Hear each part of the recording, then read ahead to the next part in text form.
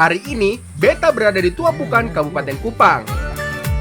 Di sini, tempatnya kita mencari air mineral lontar. Beta sudah bersama Om Melki. Rencananya Beta mau membantu Om Melki untuk mengambil tuak lontar. Bab Melki, beta sepanjat ya Bab Melki. Bab Melki, Alamak, tinggi kali pohon lontar ini. Tapi daripada banyak berpikir, mending langsung Beta coba naiki saja. Waduh, Om sepertinya Beta tidak sanggup. Bab naik, saya besok kuat le. Ini pohon tinggi sekali. Beta menyerah, Om. Bukan pekerjaan mudah ternyata naik pohon lontar. Bukan saja dibutuhkan nyali besar, tapi juga stamina yang cukup kuat untuk menaiki pohon lontar.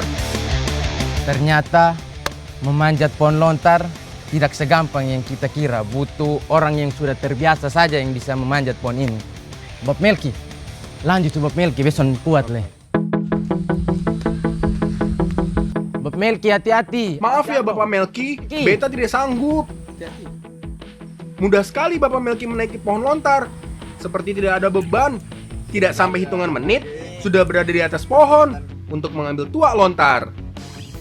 Bab Melki, peluk pohon kuat-kuat, awas jatuh. Pohon lontar memang banyak sekali di daerah Kupang.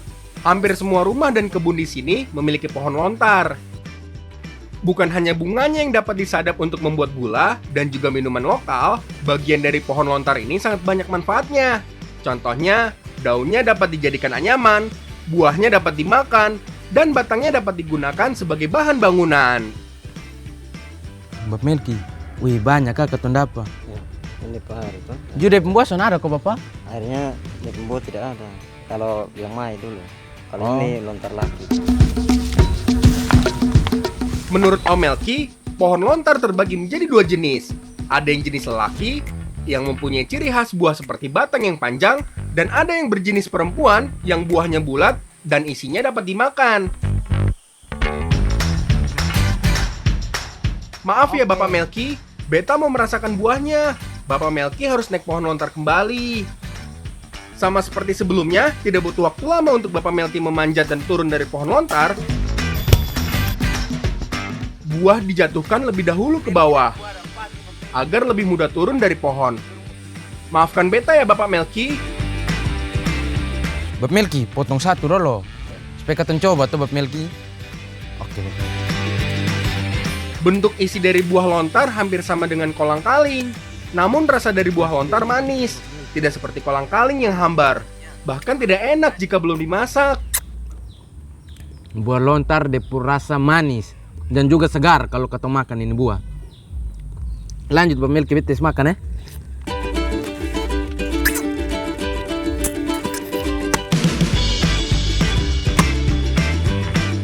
Wah, rasa penasaran Beta untuk mencoba naik dan makan buah lontar terbayar sudah.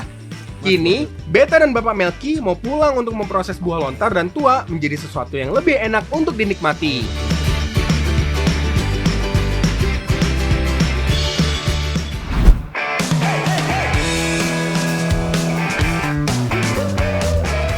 Jadi sekarang beta su bersama Mama Lin dan Kakak Elvi, ketong akan buat bolu lontar. Nah Mama, di tahap pertama ke mana nih Mama? Kali ini Beta akan membuat salah satu kue kesukaan Beta. Mama, biar Beta bantu kupas lontarnya ya. Walau terlihat besar, buah lontar biasanya hanya berisi 2-3 buah saja. Jadi hanya tebal kulitnya ya. Mama, Lin, dan Kakak Elvi membuat adonannya. Bahan kue langsung dicampurkan, seperti telur, pengembang kue, vanila, gula, diaduk hingga tercampur rata. Setelah tercampur rata, tambahkan susu cair dan juga tepung terigu secara perlahan. Sambil terus diaduk hingga tercampur rata dan mengembang. Terakhir, masukkan mentega yang sudah dicairkan, sambil terus diaduk. Setelah adonan tercampur rata dan mengembang, tuang adonan ke dalam loyang untuk dipanggang. Jangan lupa beri topping buah lontar di atasnya, biar lebih nikmat nanti dimakannya. Jangan. Cepat bahan terbakar, kasih kita kompor, dan buat oven. Oke Mak. Dan setelah ini nanti kita bakar cepat. Bekas nyala kompor semua. Siap Mama, kompor segera menyala.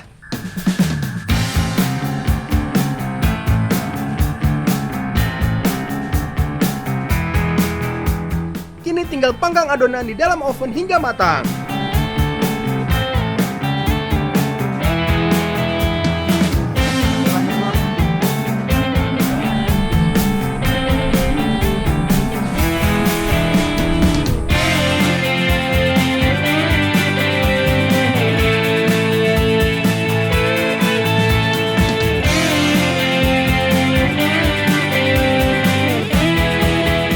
Akhirnya bolu lontar siap disajikan.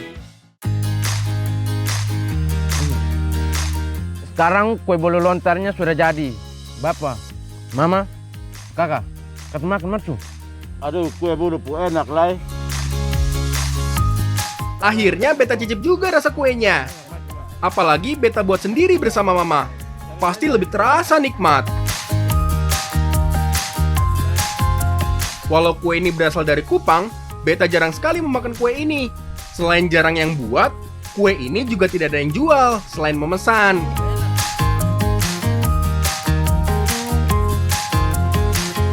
Bolu lontar purasa nih terlalu sangat enak.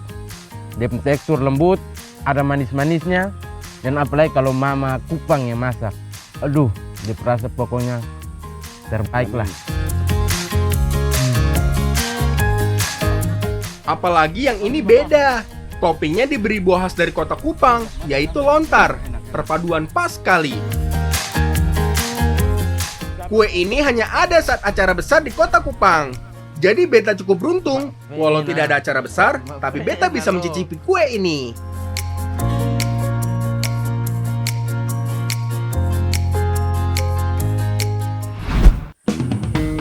Kini, beta dan Bapak Melki mau membuat gula dari tuak buah lontar. Karena musim hujan, tuak yang dihasilkan tidak banyak. Pelan-pelan Bapak Melki. Tapi menurut Bapak Melki, sudah cukup untuk membuat gula lempeng. Hampir sama dengan cara pembuatan gula merah pada umumnya. Gula lontar juga dibuat dengan cara direbus hingga mengental. Air tuak dari batang pohon nira laki disaring terlebih dahulu agar kotoran dan serangga tidak ikut termasap. Walau sederhana, memerlukan waktu 4-5 jam untuk membuat gula dari tuak pohon lontar. Wah, kalau beta yang buat, pasti sudah tidak sabar. Setelah menunggu beberapa jam sambil mengaduk, akhirnya juga mengental nih. Dan sepertinya sebentar lagi gula siap dicetak. Ini pembeda proses pembuatan gula di sini. Sehabis dimasak, gula ditumbuk agar gula tidak lengket saat dicetak dan gula lebih padat. Akhirnya yang beta tunggu pun tiba. Siap untuk dicetak. Ini harus dilakukan dengan cepat karena gula akan mengeras dalam waktu singkat. Ini gula lempeng yang sudah jadi tadi. Ketong sudah lewati beberapa proses dan sekarang dia sudah jadi gula lempeng. Dia perasa manis dan enak. Gula ini tahan lama loh dan tanpa bahan pengawet, jadi aman dikonsumsi siapa saja. Karena alam memberi banyak manfaat. Jadi pada hari ini beta bersama kakak Ivon dan kakak Sherly, ketong akan bikin kue rambut. Jadi kakak, ke mana su? Dia pun tahap pertama nih. Satu lagi, makanan khas dari daerah Kupang, bahannya pun cukup mudah didapat. Campurkan tepung beras, gula pasir, garam, dan juga gula lempeng atau gula merah ke dalam wadah. Aduk hingga rata. Ini tangan beta sudah bersih ya. Campurkan sedikit santan ke dalam adonan hingga tercampur rata. Aduk hingga adonan kue rambut benar-benar tercampur rata dan kalis. Setelah benar-benar tercampur rata, kini ditambahkan santan lagi agar adonan menjadi lebih cair dan mudah dibentuk saat digoreng. Aduk terus sampai merata. Ya kakak. Kakak pikas panas minyak biar ke beta lanjut buat adonan. Oke kakak. Kasih panas minyak ya kakak. Siap kakak.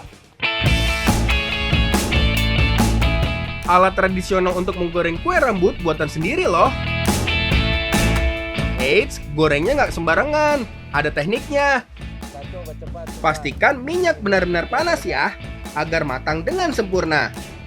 Sebelum beta coba, kakak Ivon memberi contoh cara menggorengnya.